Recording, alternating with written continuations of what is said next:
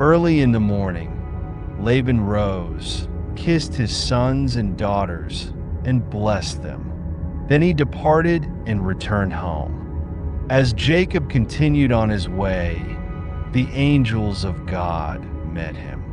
When Jacob saw them, he said, "This is God's camp," and he named that place Mahanaim. Then Jacob sent messengers ahead of him to his brother Esau in the land of Seir, the country of Edom. He instructed them, saying, "This is what you are to say to my lord Esau.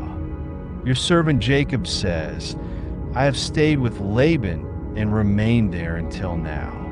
I have acquired cattle, donkeys, flocks, male and female servants. I am sending this message to my lord, that I may find favor in your eyes."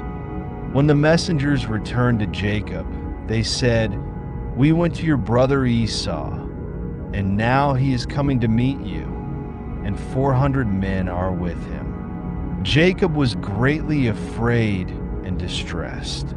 He divided the people with him into 2 groups, along with the flocks, herds, and camels. He thought, if Esau comes and attacks one group, the other group that is left may escape.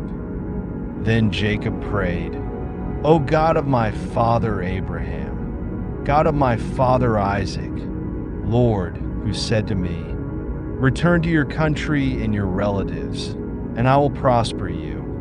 I am unworthy of all the kindness and faithfulness you have shown your servant. With only my staff I crossed this Jordan, and now I have become 2 camps.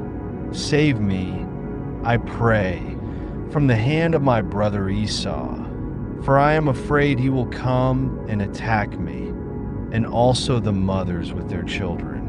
But you said, I will surely make you prosper, and will make your descendants like the sand of the sea, which cannot be counted." Jacob spent the night there. From what he had with him, he selected a gift for his brother Esau: 200 female goats and 20 male goats, 200 ewes and 20 rams, 30 female camels with their young, 40 cows and 10 bulls, 20 female donkeys and 10 male donkeys. He put them in the care of his servants, each herd by itself, and said to his servants, "Go ahead of me and keep some space between the herds." He instructed the one in the lead, "When my brother Esau meets you and asks, 'Who do you belong to, and where are you going, and whose animals are these in front of you?' then you are to say, 'They belong to your servant Jacob. They are a gift sent to my lord Esau, and he is coming behind us.'" He also instructed the second, the third, and all the others who followed the herds. "You are to say the same thing to Esau when you meet him, and be sure to say, 'Your servant Jacob is coming behind us.' For he thought, 'I will pacify him with these gifts I am sending on ahead. Later, when I see him, perhaps he will receive me.' So Jacob's gifts went on ahead of him, but he himself spent the night in the camp. That night Jacob got up, took his 2 wives, his 2 female servants, and his 11 sons, and crossed the ford of the Jabbok.